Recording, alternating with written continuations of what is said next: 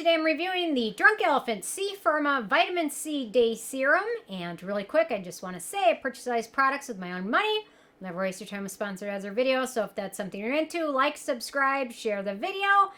Check out the links below or check out my Patreon community. So this is their new version, which came out in 2021, I want to say. So 2-3 years ago. I wasn't going to review it, but I got a good deal on it. So I thought I would give it a chance this fall and review it. And I've got a lot of thoughts on it. So I will say their old version, they finally admitted, was unstable. So many people, including myself, emailed them, asked them, why is this arriving dark brown? Oh, it's because of the pumpkin we added, which was BS. It's because it was old, it was oxidized, it wasn't fresh. And I love how they had fresh in the title of it. It wasn't fresh. It was old, degraded, probably also ineffective. So the new packaging they created was a solution to this because they're not committed to manufacturing this on a regular basis like other brands. Geek and Gorgeous, they manufacture their vitamin C serum, which is also 15% ascorbic acid weekly. Dr. Brenner, I also believe other brands manufacture regularly. Drunk Elephant does not want to do that or have the commitment to do that. So their solution was to sell a powder and then sell the liquid and have you mix them, which is fine. It adds some waste to it because you got a whole nother thing to recycle or dispose of. And then it's more work for the consumer, more time. I guess I'd rather do that than have an old product that's ineffective. They lowered the price by $2 when they re-released this. I wasn't going to review it, however, getting a good deal on it, I thought, you know what? Maybe I was wrong. Maybe I'll give it a try. And maybe I'll be shown that this is great. And I think I should have stuck with my instinct to begin with, but sometimes I question myself, and usually I know I'm right. So, I'm just kidding. I'm right like half the time, most of the time, almost all the time. Right, cameraman? Always. Always. Okay. So they say, Drunk Elephant C-Firma is a super potent vitamin C day serum packed with a powerful antioxidant complex in fruit enzymes to firm and brighten the appearance of skin while improving signs of photoaging. They use 15% vitamin C in this. And anyway, so they try to do a lot with this one. I'm not sure they end up doing it very well. So I'll first say, so this is the new packaging. So when you get this, you're going to get this container and this container. You're going to want to open this one up. I think it just clicks up. And then this will show you the powder in here, which will be powder. I already mixed this in. You unscrew this part from the cap, and then you'll pour in the liquid in here into here. You'll screw this back down, clamp it back in there. There you go. So then this is recycling. I don't know. It does have a rectangle on it. Or you can bring it to Sephora. So that's how you mix the two. You want to shake it a little bit. You don't have to shake it too much. And then this is done for. You don't need it. So I do like the fact that the packaging is opaque. It's not really airtight. Because you can unscrew it. It's not really necessarily airtight. But it's decent packaging. You do that. It pops up and dispenses. So, I mean, no real issues with it. It's a little bit of hassle. But anyway. Or you could just get a different vitamin C serum that you don't have to mix on its own. Whatever. Okay, in terms of denatured drying types of alcohol, it does not contain any of those. In terms of fragrance, there's no fragrance ingredients. It does have the strong vitamin C smell. Some people said it smelled like salami or bologna or smelled like hot dogs, or metallic is another one. It does have that strong smell.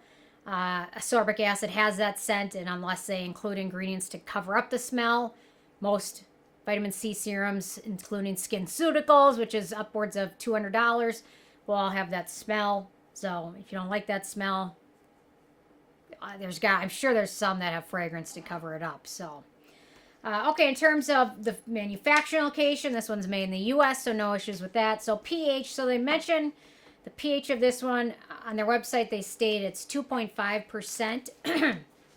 And I did one pH test and it showed something a little different. I'm going to do another pH test on a different brand of pH strip and we'll see if that shows anything else different. I guess I'll just do it over here. I'm not sure. This is the Macheray Nagel pH strips. I tend to trust these a little bit more than the other brand I have. You should link it in the video. I think we do. Do we? I don't know. I think so. Well, we'll have to check.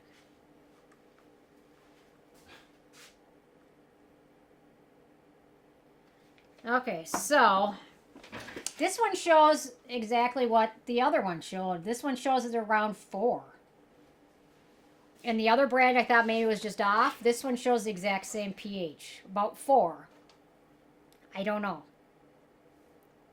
When they say it's 2.5 and it comes out around 4 on 2 different pH test strips, I have no idea.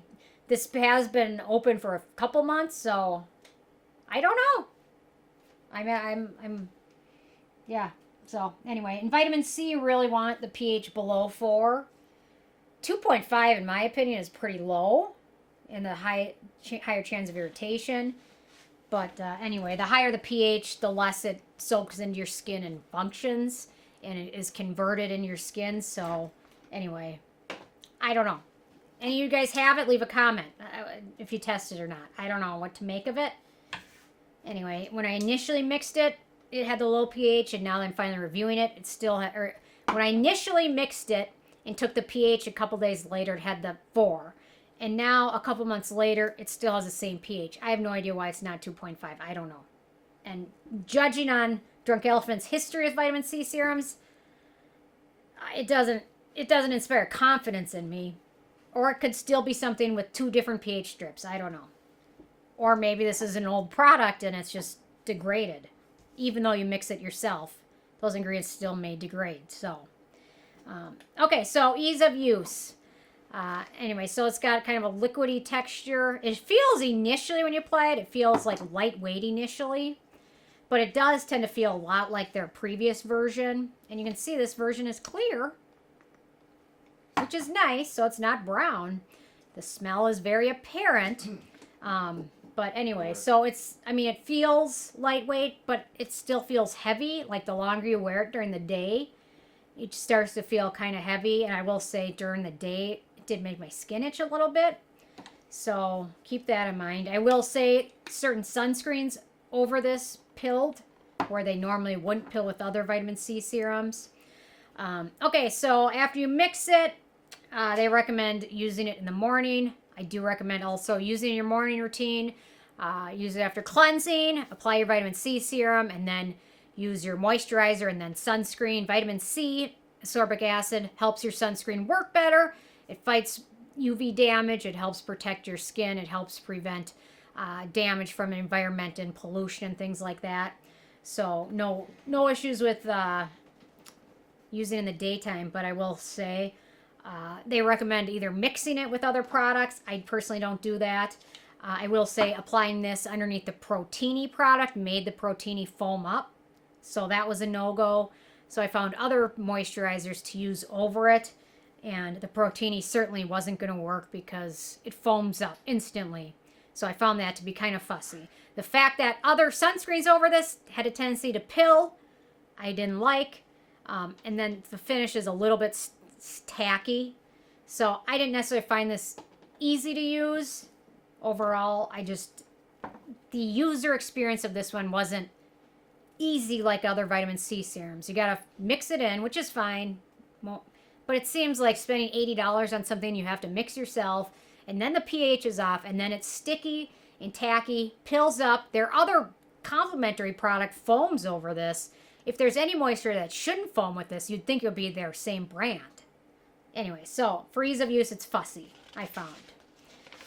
Okay, antioxidants and beneficial ingredients. So we've got 15% ascorbic acid, superstar ingredient with the most studied antioxidants, best in skincare at amounts of 5 to 20% and at a pH of 3.5 or less, which is a potential issue with this one. The pH on 2 different pH strips is higher than that, so keep that in mind.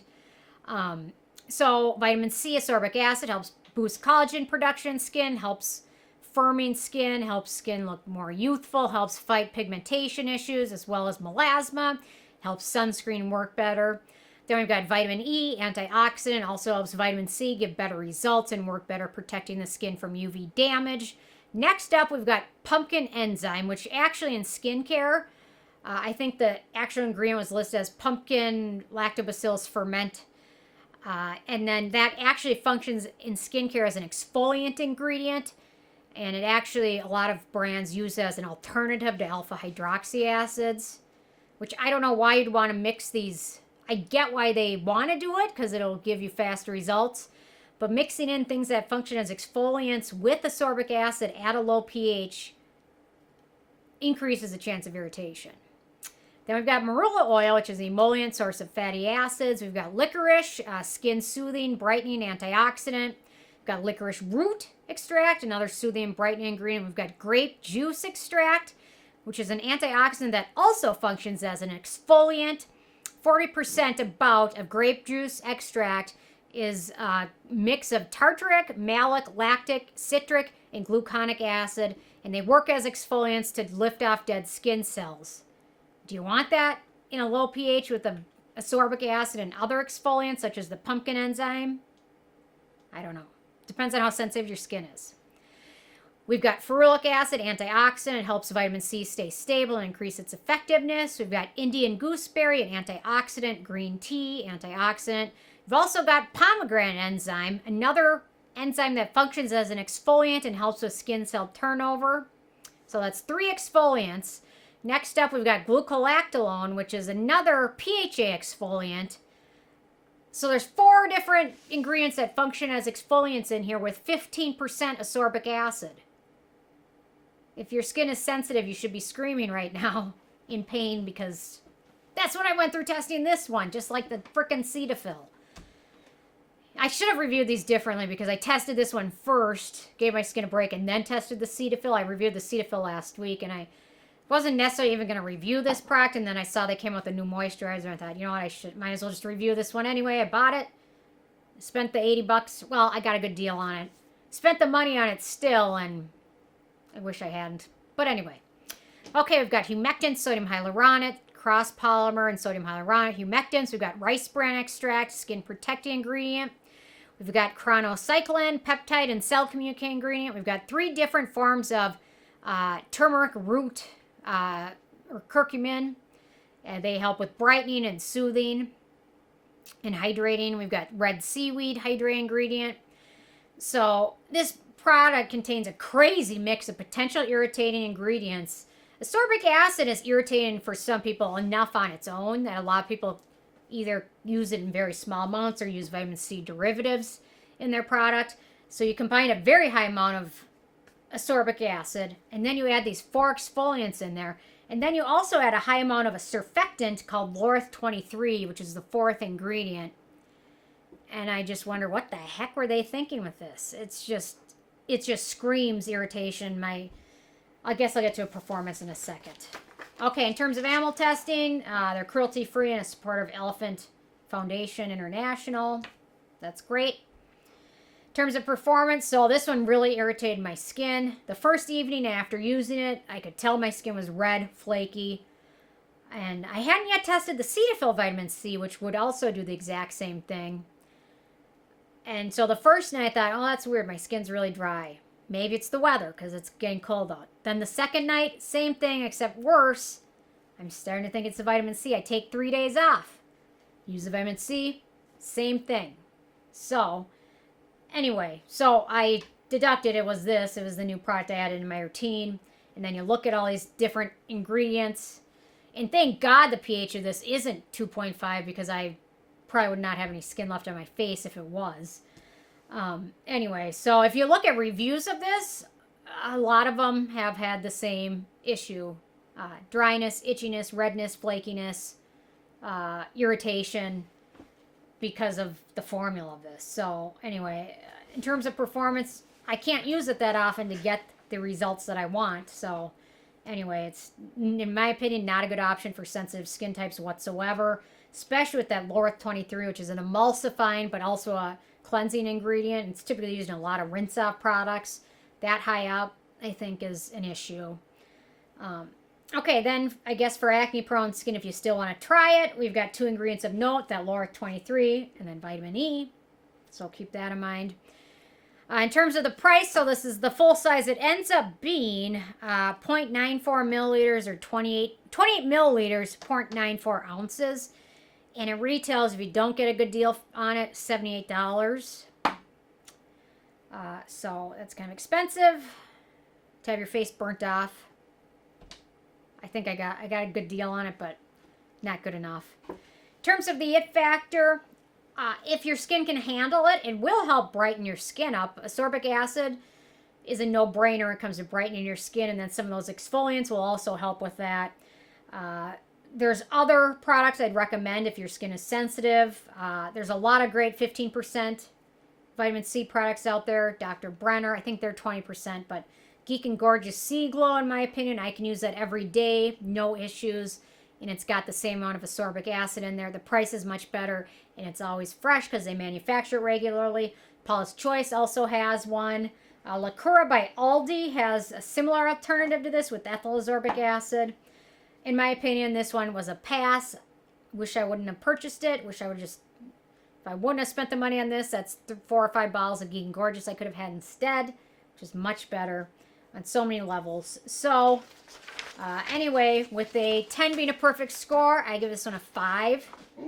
It's terrible. Yeah. And this one I won't even hand down to anybody because I don't know. I question many things about this formula. And that's really it. So, I'm interested in hearing from you guys because I know somebody out there loves this. So let me know who you are and why and how your skin tolerates it. So, anyway, love hearing from you guys, and I will see you guys more tomorrow. Thanks so much. Bye, guys.